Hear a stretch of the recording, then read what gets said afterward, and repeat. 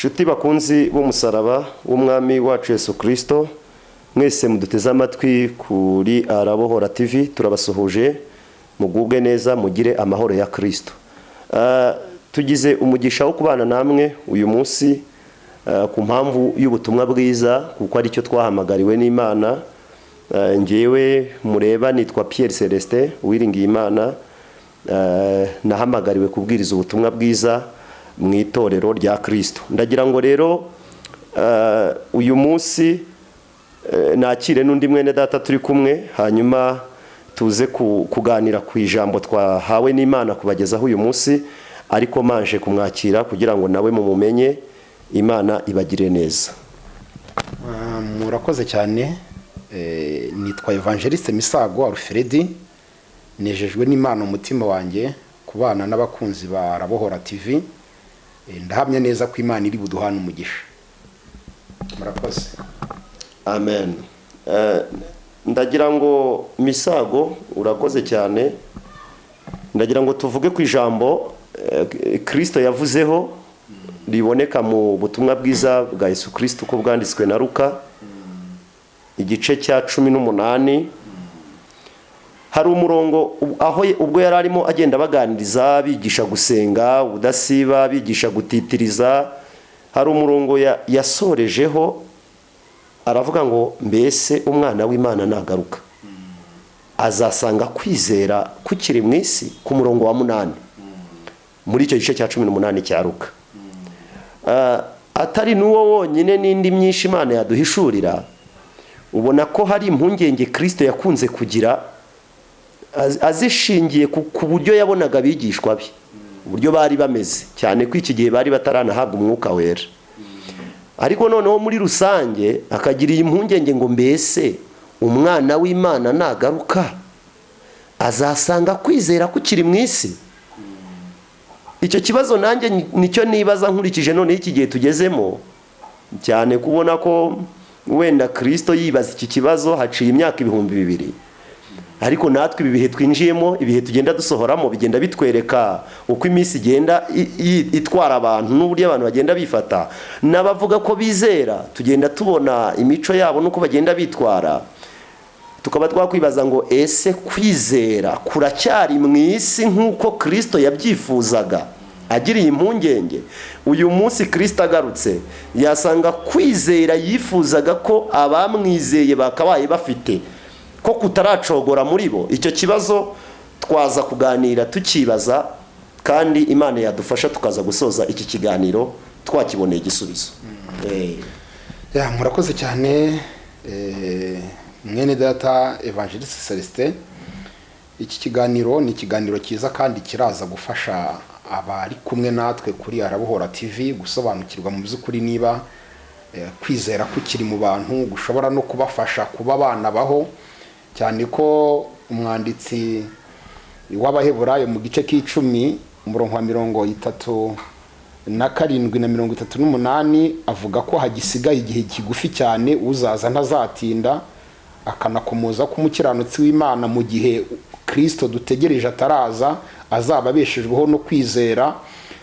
Aha rero biraza kudufasha kumenya mu by'ukuri niba kwizera kugihari gushobora no gutunga abantu no mu gihe Kristo bategereje ataraza. Ariko reka dusenga Imana kugira ngo tunayiragize itwungura ubwenge kurushaho, kandi nashoboze n'abadukurikiye kugira ngo basobanukirwe n'aya magambo. Amen. Mana nziza, turagushimiye kandi turaguhimbaje. Imbabazi zawe nizo zituma tudashiraho. Muri uyu mwanya urabishimye, urabishaka. Tugaragaye muri studio ze ARABOHORA TV, turi kumwe n'inshuti zacu badukurikiye muri uyu mwanya w'ijambo ryawe. Turagusabye kugira ngo yaba twebwe abo watoranije kugira ngo tuganirize abantu bawe bari mu mpande zitandukanye, hirya no hino hatandukanye, mu bihugu bitandukanye, udushoboze kandi n'abatwumva nabo bashoboze. Icyo twifuza nuko twese twungukira mu ijambo ryawe, tukagira aho tuva, tukagira n'ahandi tugera. Byose bikorwe n'Imana mu izina rya Kristo Yesu. Amen. Amen. Imana iguhe umugisha mwene data ndagira ngo noneho rero utangire utubwira, turagenda dufatikanya ariko utangire utubwira ubundi ubona ari iyihe mpamvu yateye Kristo kwibaza iki kibazo ngo mbese umwana w'Imana, umwana w'umuntu nagaruka azasanga kwizera kukiri mu isi? Utekereza ko ari iyihe mpamvu yaba yarateye Kristo kwibaza iki kibazo? Kristo yari Imana, yaheraga mu itangira akamenya ibizaba mu iherezo. Yarebaga ibihe bizaza akabona hazabaho ibihe birushya bizakamura abantu kugera ku rwego benshi bagenda bava mu byizerwa. Pawulo yunze muri aya magambo Kristo yavuze. Pawulo yahamagawe na Kristo nyuma y'imyaka mike Kristo azamuwe agiye mu ijuru, aramubonekera, aramuhamagara, amuhishurirwa, aza kuvuga amagambo nawe asa neza nayo Kristo yavuze. Dusanga mu rwandiko rwa mbere yandikiye Timoteyo mu gice cya 4, aho yagize ati mu bihe bizaza abantu benshi bazagwa bave mu byizerwa. Urumva ko impungenge Kristo yagize, Pawulo nawe yaraje yinjiye mu muhamagaro abarazibonye, abona ko hari ibihe bizagera abantu benshi ibintu byerekeranye no kwizera n'ibyizerwa bikabashiramo, bakava mu byizerwa ahubwo bakagera ku rwego batangira kujya bayobeshwa n'inyigisho z'ubuyobe. Yazise ngo ni inyigisho z'abadayimoni. Ubwo turaza no kureba na kimwe mu bintu bishobora kugira uruhari mu kumaramwe abantu kwizera, harimo n'inyigisho z'abadayimoni, turaza kuzigarukaho. Ariko impamvu yateye Kristo nk'uko iki kibazo rukimbajije kuvuga gutya, nuko yarebaga ibihe biri imbere akabona ibihe abantu bazinjiramo ni ibihe bigoye bizatuma benshi bava mu byizerwa bakanamuka. Ariko misa aho ngaho reka dufashe n'abatwumva tubigendanemo neza. None se bibaho ko umuntu yagira kwizera by'ukuri nyuma kukamukamukamo kubera ibihe agezemo? Keretse niba kwizera nzi kuduhindura abana b'Imana kwaba gutandukanye no kwizera uko Kristo yavugaga. Kuko ngewe nzi ko kwizera kuduhindura abana b'Imana nta bihe, nta bya none, nta bizaza byadutandukanya nuko kwizera, nta n'ibyakudukuramo, nta kibaho haba kuri iyi si dutuye, haba muri ibi bihe dusohoyemo, haba n'ibyo tuzasohoramo, nta kintu kibaho cyaza ngo kinkuremo kwa kwizera kwampinduye uwo ndiwe mu Mana. So none rero Kristo aravuze ngo mbese azasanga kwizera kukiri mu isi, ashatse kuvuga se ko agize impungenge ko abantu bizeye bagahinduka abana b'Imana hari igihe ashobora kuzisanga igihe kibibakuyemo, akaba ashobora kuzagaruka abari barahawe kuba abana b'Imana kubwo kwizera barabitakaje. Misa icyo kintu tugisobanure twumvikane uko kwizera Kristo yavuze niba gutandukanye no kwizera kuduhindura abana b'Imana. Urakoze cyane mwene data. Iki ni ikibazo cyiza kuko iyo tuvuze kwizera abantu baba banakeneye kumenya nuko kwizera turi kuvuga, cyane ko Bibiliya igaragaza kwizera gutandukanye. Reka tubanze dufate aka kanya gatoya dusobanure Bibiliya kwizera igaragaza ibyiciri kugaragazamo, kugira ngo tuze gukuramo kwa kwizera Kristo yavugaga ko azasa yari afite impungenge z'uko ashobora kuzagaruka kwarashize mu bantu. Hari ukwizera kwa mbere guhesha ubugingo, niko kwizera ukomojeho uvuga uko kwizera wakwakiriye nta bya none nta bizaza bibasha kumukuramo cyangwa se kumutandukanya nako. Uko ni ukwizera Yohana mu butumwa bwiza igice cya 3 umurongo 16, aho Bibiliya igira iti nicyo gituma Imana yakunze abari mu isi bituma itanga umwana w'ikinege kugira ngo umwizera wese ntarimbuke ahubwo ahabwe ubugingo buhoraho. Uku kwizera Kristo yakunze kukugarukaho kugera ku rwego abantu banamubaza bati umurimo w'Imana nuwuhe ngo tuwukore? Arabwira uti umurimo w'Imana ujya mbere nuko mwizera uwo yatumye. Uko ni ukwizera kwa mbere. Siko Kristo yari afite impungenge ko azasanga abantu batakikurimo. Uku kwizera kwa mbere guhesha ubugingo njya nkwita ngo ni ukwizera guhesha umunyabyaha kubaho. kuko n'ukwizera kugera ku munyabyaha akabaho, agahita ahindurirwa identite akabaho. Bibiliya igaragaza kwizera kwa kabiri. Kwizera kwa kabiri igaragaza ni ukwizera rusange. Bibiliya muri Yakobo igice cya 2:19 ivuga ko kwizera rusange n'abadayimoni baragufite. Ni ukwizera umuntu abaho yizeye ko ari buze kurya, ni ukwizera umuhinzi abiba azi ko azasarura bikera, ni ukwizera umuntu arangura ibintu agacuruza ngo azabona abakiriya kandi batabivuganye, ni ukwizera umujura ajya kwiba avuga uti ntibari bumfate. Uko ni ukwizera rusange ngo n'abadayimoni baragufite. Ukwizera kwa gatatu ni ukwizera Bibiliya yita ngo ni ukwizera kw'impano. Urwa mbere rw'Abakorinto mu gice c'12:9 aha bamwe impano yo kwizera. Uku kwizera kugirwa n'uwahawe iyo mpano, nk'uko duhabwa kwigisha, undi agahabwa guhanura, undi agahabwa kumubwiriza ubutumwa bwiza, ni nako nuko kwizera gutangwa nk'impano, uwaguhawe akaba ari ugukoresha. Utarahawe iyo mpano ntabwo akugira. Nk'uko iyo utahawe impano utayikoresha, ni nako nuko kwizera utaraguhawe ntabwo wagukoresha. Hakaza kwizera rero kwa kane, ari nako kwizera Kristo yari afitiye impungenge avuga ngo birashoboka ko azagaruka asanga ko arashize mu bantu. Ni ukwizera kw'intwaro. Uku kwizera kw'intwaro tubona mu Efeso igice cyaho cya 6:16, Pawulo ari kubabwira gutwara intwaro zose z'Imana, yashyizemo n'intwaro yo kwizera. Kuko impamvu uku kwizera ari ukw'intwaro, ni uko intwaro umuntu ashobora kwita cyangwa akayisiga akagenda atayifite. Cyane ko n'ibihe turimo bigenda bigaragaza ko abantu benshi hari intwaro batagitwaye muri izi ntwaro twahawe. Uku kwizera rero kw'intwaro, Bibiliya ivuga ngo niko tuzazimisha imyambi wa mubi Satani. Kuzimya imyambi ni ikimenyetso cy'uko mu buzima bwa buri munsi turi ku rugamba turwana.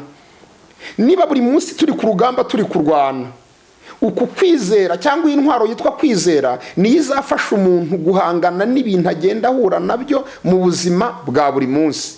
Ni nako kwizera batubanjirije baboneka mu Baheburayo igice c'11, Bibiliya ivuga intwari zo kwizera. Niko kwizera bari bafite, ngo icyatumye bahamywa rwose n'Imana ngo nuko uko kwizera bari bagufite, ngo uko kwizera Yesu yagiriye impungenge ko azasanga abantu kutakibarimo. None urakoze aho ngaho naho hatumye numva ngize amatsiko. Uku kwizera Yesu yavuze ko abantu ashobora kuzagaruka kutakibarimo.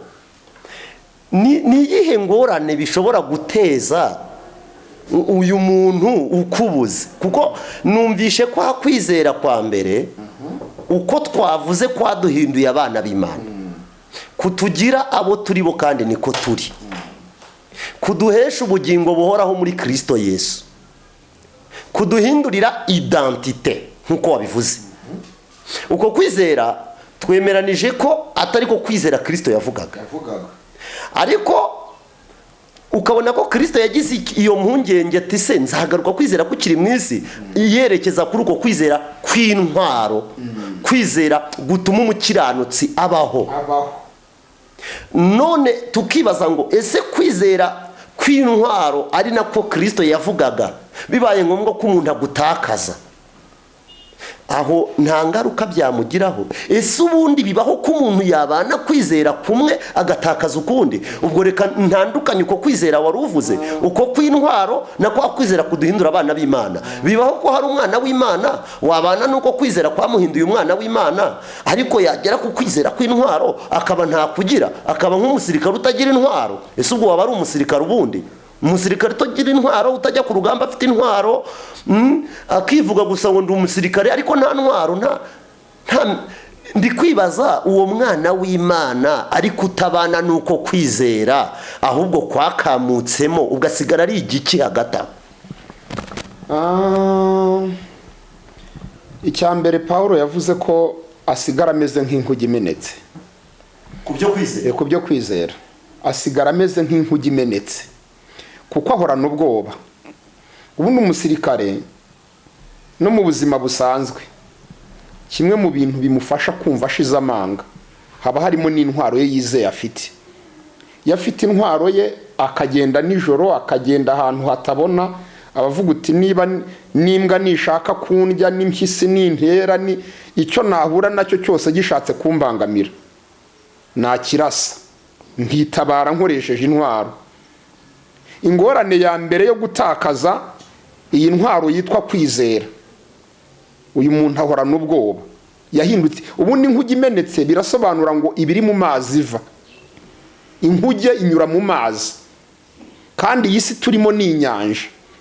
Iyi inkuge yamenetse igatangira kuva, haba hari ibyago byinshi by'uko iri buze kurengerwa, kuko ubwinshi bw'amazi agenda ava yinjira mu nkuge namara kuba menshi, ya nkuge ishobora kurengerwa ikaremererwa na ya mazi. Ni inkuge imenetse ku byo kwizera. Noneho rero imaze kumeneka, hakaza ubwoba bw'uko izarengerwa, hahita hakurikiraho ingaruka nyinshi, harimo no kuba uyu muntu yaramya yapfukamira utari uwo gupfukamirwa. Kuko aba batubanjirije biswe intwari zo kwizera bashoboraga guhagarara bagahamya bakavuga bati Imana yacu twizeye ibasha kudukiza. Ariko uyu munsi iyo utakaje ukwizera kw'intwaro, umuntu ashobora kukubwira uri mu kazi akubwira uti nutemera kumpa ibi n'ibi ndakwirukana mu kazi, wenda nuyiriswa ari kukwaka, kavuga utaho kugira nkaburi reka mbimuhe, ukabutanze ruswa. Niba ari umukobwa cyangwa ari umudamu, umukoresha amubwira ati nutemera ko turyamana, akazi ndakakwirukanaho, kuko adafite ya ntwaro yitwa kwizera yuko niyo uwo mukoresha yamwirukana yabaho, n'ubundi atabeshejweho n'umukoresha cyangwa ku kazi, abeshejweho n'uko Imana ivuze ijambo ku buzima bwe ngo abeho. Kuko atagufite akavuga ati kugira mbura akazi kubu kukabona biragoye, reka nemere turyamane. Izo ni ingaruka n'izindi nyinshi umuntu yagenda agaragaza ziba ku buzima bw'umuntu wabuze kwa kwizera. Misa aho ngaho ndagira ngo naho tuhagendane neza, kuko ndi kumva turi buze kuza gusanga ahubwo wa muntu atarigeze aba umwana w'Imana, nkurikije ukuntu turi kugenda twinjira. Kuko icyambere abanyabwoba n'abatizera nta mugabane bafite mu bwami bw'Imana. Kandi Bibiliya nibivuze ko umunyabwoba n'utizera bose bari mu gatebo kamwe, badafite umugabane mu bwami bw'Imana. Ubwo abo bantu badafite umugabane mu bwami bw'Imana nta nubwo ari n'abana b'Imana, kuko Bibiliya iragaruka ikatubwira ko abana b'Imana bafite umugabane kwa data, mu bwami bwa data, mu bwami bw'Imana. So rero ndumva uyu muntu wuzuye ubwoba kuko yatakaje kwizera, cyangwa se kuko adafite kwizera. Ndumva uyu muntu ntacyo byaba bimumariye no kuba yabavuga ko afite kwa kwizera kwa mbere, kuko ibigaragaza ko afite kwizera kwa mbere nabyo ntabyo afite. Icyambere misago nshaka kugira ngo turebe niba uku kwizera nubwo twashatse kugaragaza ko gutandukanye, turebe niba kudafite ahantu guhuriye. Okay, wenda dusa n'ababisobanura mu buryo bitandukanye, ariko unyemerere turebe niba bitaba bifite aho bihuriye. Urabona igiti, yego, igiti gishobora kuba ari kimwe, yego, gihagaze ku mizi imwe n'umubyimba ari umwe, ariko kikagira amashami atandukanye. Uku kwizera twabonye kwa mbere niko fondateri, nicyo giti noneho kigira amashami. Uku kwizera kwa mbere kwahindutse igiti, gufite amashami. Impamvu haraza kubonekamo gutandukana gato nka kwa kwizera rusange, kuriya si ngombwa ngo umuntu akugire ngo kuko yizeye Kristo. N'udafite kwa kwizera kwa mbere, kuriya kwizera rusange bagufite. Ariko uku kwizera kwitwa ukwizera kw'impano ntabwo wakubona udafite kumwe kwa mbere, ntibibaho. Uku kwizera kwa kane ariko turi kuvugaho ntushobora kugutunga udafite kwa kundi kwa mbere, kuko ni intwaro. Kandi izi ntwaro ni intwaro z'Imana zitwawe n'abasirikare ba Kristo batoranijwe mu maraso, bejejwe n'amaraso ya Kristo. None bamaze kwezwa n'amaraso ya Kristo, bavuye muri training babaha intwaro, babwira bati noneho mu buzima muzabamo bwose nimwitwaze zino ntwaro. Ntabwo rero iriya ntwaro wayigira udafite kwa kwizera kwa mbere. Mvuga ngo kwa kwizera kwa mbere guhindutse igiti, mu mashami kugiye kubyara, ubonye impano, uhawe n'intwaro zo kwitwaza. Kuko impano zihawe ngo we guhinduka umushomeri mu bwami bw'Imana, ubona akazi ukore. Kuko impano nizo zituma tubona akazi. Iyo udafite impano ubura umushomeri. no mpamvu biri yita ngo ni amataranto umuntu abasabwa kugenza kugira ngo umusaruro uboneke. Intwaro urazihawe kugira ngo agahanga batazakamena ubashe kujya uhangana n'ibyo ugenda uhura nabyo mu buzima bwa buri munsi. Uku kwizera rero kuregeranye, ntabwo twagutandukanya cyane kuko kuregeranye. Uku nguku tubonye kw'impano n'ukw'intwaro ukugira kuko ufite kwa kundi kwa mbere. Ubwo tubanze tumenye icyo kibanza rero. Ikibanza ni ukuba umuntu ahindutse icyaremwe gishya, agahabwa kuba umwana w'Imana nk'impano ahawe kubwo kwizera. Uko kwizera rero kumuhinduye ucyo, guhinduye iyo nasiyonalite ye, guhinduye iyo mimerere, guhinduye donc kumuhinduye icyaremwe gishya. Uko kwizera ni nako gutera Imana kumuha n'izo mpano zikurikira zirimo kwa kwizera swati nk'ingabo, ariko nko gukiranuka gukingira igituza, ingofero nk'agakiza, ijambo nk'inkota,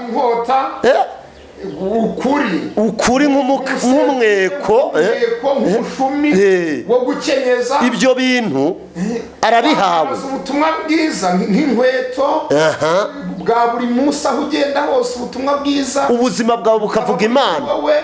Gusengesha umwuka iteka ubudasiba mu buryo bwose bwo gusenga kugira ngo urusheho kugira imbaraga, kugira kwizera nk'ingabo uzajya uzimisha imyambi mubi Satani akurasa.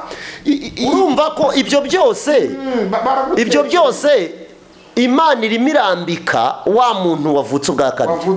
Imana irimo irasakara cya giti cyameze mu muntu. Imana irimo iraha ibyangombwa rwa rubuto rushya rwameze, irimo irafumbira rwa rubuto rushya rwameze. Noneho misago turi kuri ako kantu ko kuba hari umuntu ushobora kwisanga uku kwizera kwa kane kumeze nk'ingabo atagufite. Niho ndibwibaza, ni ikibazo cye, ni ikibazo cy'Imana, kuko njyewe ndibaza, ese Imana igira abantu irobanura bamaze kuvuka ubwa kabiri ari abana bayo kubwo kwizera, ikabarobanura ikagira abiha iyo ngabo, ikagira n'abitayiha? Ese twese turayihabwa hanyuma abana bakazita mu nzira? Hari abantu twese dukizwa kubwo kwizera, twahawe ibi byangombwa byose hanyuma tukagenda tubinyagwa. Niba misago bigaragara ko twabihawe twese, ahubwo bikaba bigaragara ko abatabifite uyu munsi babitaye mu nzira cyangwa se babinyazwe, naho dukwiriye kuhamenya, n'umuntu akamenya aho yanyagiwe, tukanamenya n'icyakorwa kugira ngo umuntu agarurirwe ibyo yanyazwe. Ariko twumvikane ko kimwe cyo n'abadukurikiye yuko igikuru ari uku kwizera kuduhindura abana b'Imana, kandi niko turi. Ariko niba uri umwana w'Imana ukaba hari ibyangombwa wari warahawe watakaje, dukwiriye kumenya ngo byatakaye gute, byabuze kubera iki, nakora iki kugira ngo mbigarurirwe, cyangwa se ni ikinyoma ntabwo nabitakaje. Ntibijya bibaho se ko nabyo umuntu abitakaza. Dukwiriye kubyumva neza. Iyi ngofero duhabwa ngo ni agakiza katubera ingofero. Iki cyuma gikingira igituza. Iyi ngabo dufite ibumoso, tukagira n'inkota iburyo mu maboko yacu. Izi nkweto aribwo butumwa bwiza n'uyu mweko w'ukuri. Bijya bibaho ko wa mwana w'Imana yisanga hari kimwe bamwatse, cyangwa turabigumana? Ababyatswe gute, babigarurirwa gute?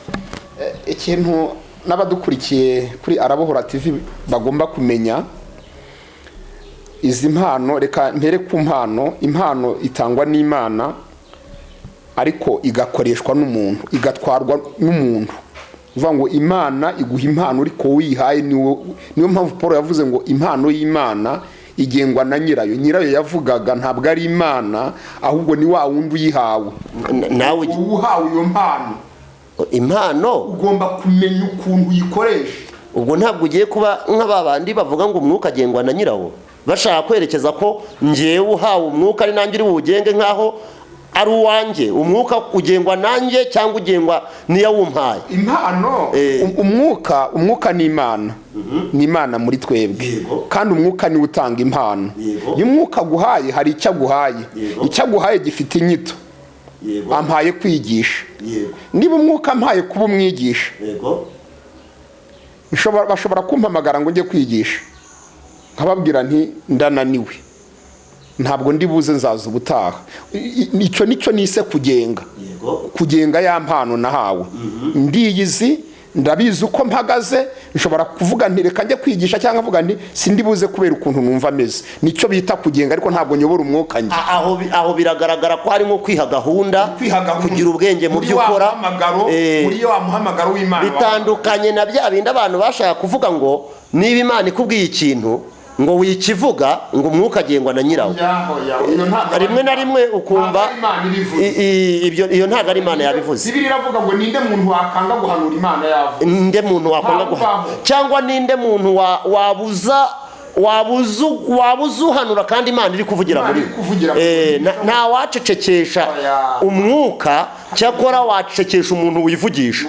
Hari abantu bivugisha nabwo, hari abantu bivugisha akabeshyera umwuka ngo niwe uri kumuvugisha, ariko ukaba wabona ko ari ukwivugisha. Bene abo barabacecekesha bigakunda, ariko ntawe ucecekesha umwuka. Nta n'uwaceceka ngo atavuga kandi yahawe kuvuga. Icyo ndacyumva. Yeremiya ngo umuhamagaro ngo waramugoye, ngo ahuriramo n'intambara, aravuga uti wajya ndeka no kuvuga. Akajya avuga uti sindi buvuge, bikazamuka muri we, ubuhanuzi bukamanuka, akabubona akavuga uti sindi buvuge, ariko akumva umuriro watse muri we, ntabwo wabura kuvuga Imana yavuze. Ngo bikamwaka mu magufa, akavuga uti ndapfuye. Hari naho Paulo nawe ngo yajyaga avuga ngo ntanabivuze nabona ishyano. Ngo nta muntu ubinyingingira kubikora, nta nubwo ari njye ubyishyiramo, ntabivuze nanabona ishyano. Ibyo kirasobanutse. Rero nari nkomeje kugaragaza, nsubiza cya kibazo, mu by'ukuri niba Imana ishobora kuduha ibintu mu wundi mwanya ukaza gusanga twabyambuwe. Nari ndi kugaragaza gatoya uruhare umuntu agira mu by'Imana yamuhaye, ari narwo rushobora gutuma yisanga hari intwaro adatwaye kandi yarayihawe. Hari ukuba ikintu waragihawe, hari no kuba utagikoresha. Abadukurikiye babyumve, hari ukuba warahawe ikintu ariko ari kuba utanagikoresha. Kuba umwana w'Imana wakire Yesu Kristo nk'umukiza akavuka ubwa kabiri, ahawe intwaro zose z'Imana. Nta nubwo ahabwe 5 ngo hasigare 2, nta nubwo ahabwe 6 ngo imwe isigare batayimuhaye, bazimuhari furu zose ziba zuzuye. Ahubwo kuko ari ugiye kuzitwara, Paulo yakoresheje ijambo rivuga ngo mutware, ni uzazitwara. Ashobora kugira uburangare akagira izo adashaka gutwara kandi azifite, ariko akanga kuzitwara. Niba ageze imbere y'urugamba rumusaba gukoresha intwaro yitwa kwizera, ngo akagira uburangare ntamenye ikiri muri we, noneho mu kutakimenya ntagikoreshe, atagikoresha Satani akaba aramurashe, yamurasa akagira ibikomere bikamugiraho ingaruka, kuko ntiyigeze amenya ko atwaye intwaro yahawe. Kuba abantu batazitwara cyangwa batanazikoresha bakagaragara batagifite uko kwizera kw'intwaro, si uko Imana itazibahaye batanazifite, barazifite, ahubwo babindangare ntibazikoreshe. Hari icyo nibaza misa, n'abadukurikiye nabo bamfashe kugitekerezaho. Ijambo ry'Imana riratubwira ngo Abafilipi 2:13 ngo kuko Imana ari ibatera gukunda no gukora ibyo ishaka. Niba Imana ariyo idutera gukunda no gukora ibyo ishaka, kandi iyo dukora dukoresha za ntwaro, dukoresha kwa kwizera, dukoresha ya nkota y'ijambo ry'Imana, dukoresha kwa gusenga ubudasiba, dukoresha za ntwaro Imana yaduhaye, kuko turi abasirikare, ubuzima bwacu ni igisirikare. None ibyo dukora niyidutera, niyidushyiramo iyo nyota. Uyu ngewe ntabwo nari numva neza ikibazo uyu mwana afite kuba ari kwisanga muri we hatarimo kwizera. Kandi Imana yamubyaye ntijya kwizera. Imana yamubyariye mu kwizera. Imana yamubyarishije ijambo ryayo n'umwuka kubwo kwizera. Ibyo bintu byose ni produit zitari mu muntu, ni produit ziva mu Mana, ikaziterura ikazishyira mu muntu kubwo ubuntu imugiriye. Noneho twebwe icyacu, Bibiliya iranatubwira ngo twakijwe n'ubuntu kubwo kwizera, ntibyavuye kuri twe, n'impano y'Imana. ntibyavuye no ku muntu no ku bantu ngo kugira hatagira uwirarira. Turabo yaremye, ahubwo ibintu yateganije muri Kristo Yesu kugira ngo nitumara kwisanga utyo tuvutse ubwa kabiri tubigenderemo. Uyu mwana w'Imana utari kugendera mu butwari bwa Kristo, uyu mwana w'Imana utari kunesha ibishuko, uyu mwana w'Imana utari kurwana ngo atsinde Satani, uyu mwana w'Imana utari gusenga kandi umwuka w'Imana umurimo amusabira nk'uko Imana ishaka, akwiye kumutera inyota. Uyu mwana w'Imana tugerageze turebe ni ikihe kibazo uyu mwana w'Imana afite, cyangwa se misago ntabwo twaba uyu mwana turi kumukeka ko yizeye, ariko mu by'ukuri ashobora kuba ari mu idini runaka, cyangwa se ari mu mahame runaka, cyangwa hari umuriri wamumanukiye ari mu bantu benshi akibwira ngo arabatijwe mu mwuka wera, cyangwa se avutse ubwa kabiri ariko ari ubushyuhe bw'ahantu. Misago hano ikintu kintera kuvuga ibi ngibi nacyo ndagisobanura. Ijambo ry'Imana ritubwira muri Yoweri, ijambo ry'Imana wenda reka naho masome igitabo cy'umuhanuzi Yoweri, reka masome Yoweri, reka ndumva ari igice cya kabiri, reka ndebe. Okay, ijambo ry'Imana ritubwira muri Yoweri ngo icyo gihe wenda urabuha turebera ngo nzasuka umwuka wanjye ku bantu bose, ngo abasaza, abahungu banyu, abakobwa banyu bazahanura, abakambwe banyu bazarota. Ibyo ngibyo bikagaragaza hepfo nawe akavuga ngo ariko n'abahungu banjye n'abakobwa banjye nabo nzabasukira ku mwuka wanjye. Aho muri uwo murongo hanyerekamo abantu b'uburyo bubiri. Nzasuka umwuka wanjye ku bantu bose, abahungu banyu n'abakobwa banyu bazahanura, abakambwe banyu bazarota, abakecuru bazerekwa, niba ariko byanditse. Ariko hepfo akavuga ngo n'abagaragu banjye ndetse n'abagaragu banjye n'abaja banjye. Yoweri igice cya 3, nzabasukira ku mwuka wanjye. None misago hano ndagira ngo tuhumve neza kuki Bibiliya igarutse ngo n'abaja banjye n'abagaragu banjye, kandi hejuru yatangiye ivuga ngo nzasuka ku bantu bose, abahungu banyu n'abakobwa banyu. Bishatse ko rero hari umuntu ushobora kuza akisanga mu giterane cy'abantu benshi basutsweho umwuka, akumva ibishashi, ariko mu by'ukuri atari umuja, atari n'umugaragu w'Imana, ataravuka by'ukuri. Kuko ngewe ntabwo numva uruhare umuntu afite mu kudakoresha intwaro kandi atari uzikoresha, ari Imana imutera kuzikoresha. Ntabwo abantu bose bagaragarwaho n'inenge zo kudahagarara neza mu kwizera, ntabwo bivuze ko baba bataravutse ubwa kabiri ngo banahinduka abana, ahubwo hari ikibitera. Pawulo ndetse na Petero, wenda mpereye kuri Petero, hari amagambo yagarutseho avuga ku muntu uvutse. Iyo umuntu avutse muri Kristo Yesu agahinduka umwana, yitwa umwana ariko ugiye kurerwa agakura. Intego yo kurerwa kwe ni ukugira ngo azakure agere ku rwego azaba atagihungabanywa n'ikindi icyo ari cyo cyose. Noneho hari n'ibimurera, hari amafunguro Bibiliya igaragaza aba agomba kuzamutunga, ni nk'ayatunze Kristo. Ubuhanuzi bwari bwaravuze kuri Kristo buravuga ngo azatungwa n'amata n'ubuki, ngo amata n'ubuki ngo nibyo bizamutunga ngo kugeza akuze.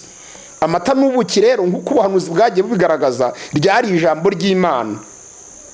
Noneho Petero agaragaza ko abantu bamaze gusogongera bakavuka ubwa kabiri bagahinduka abana b'Imana bakwiriye kwifuza amata y'umwuka adafunguye kugira ngo abakuze abageze ku gakiza nyirizina. Uku gukura Pawulo nawe yaje kukugarukaho mu Efeso mu gice cyaho cya 4 ahereye kuri 11 agaragaza ko kugira ngo abana bavukiye mu rugo bakure, Imana hise ko igaba ministeri zitandukanye, igaba imihamagaro, izana abigisha, izana abahanuzi, izana intumwa, ababwiriza butumwa bwiza n'abungeri, ngo baha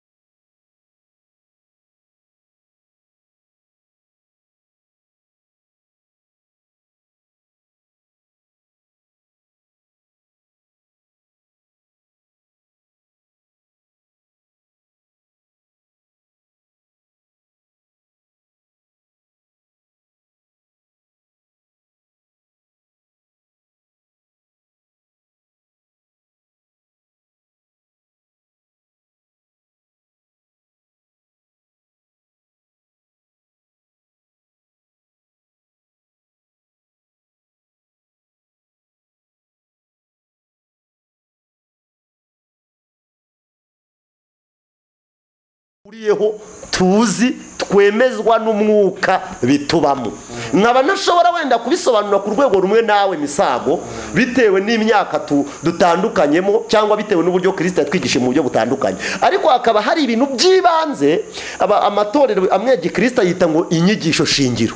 Ariko ngewe yongeze mu nyigisho shingiro wenda nirinda kuvuga ngo inyigisho shingiro, ahubwo mvuga bya bindi Paulo yigishije ngo ni ibya mbere bya Kristo.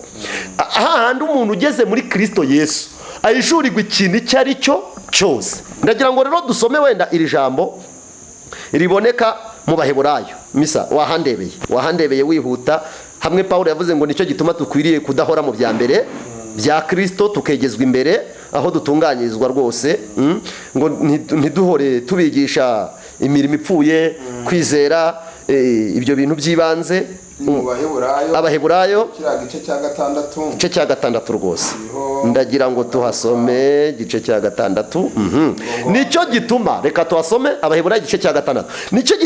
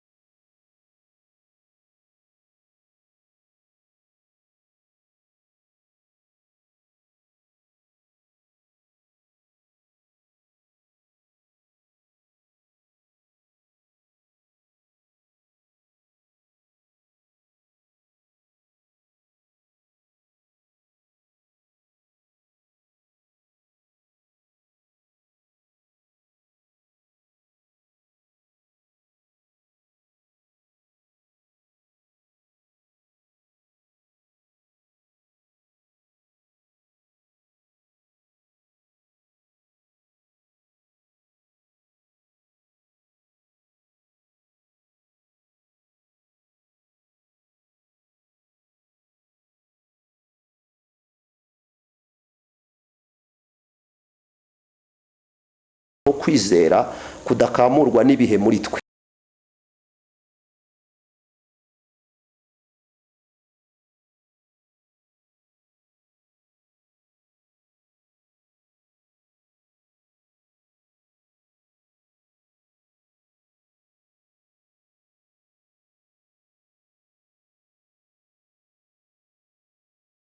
Ubane n'imitima yabumvishe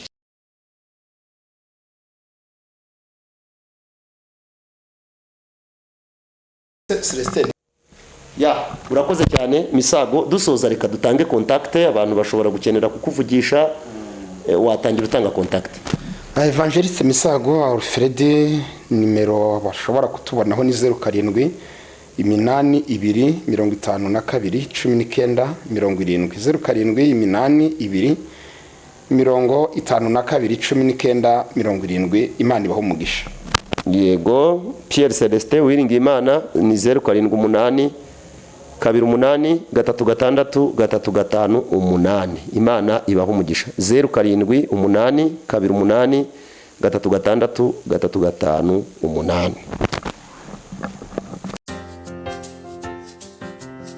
ARABOHORA TV.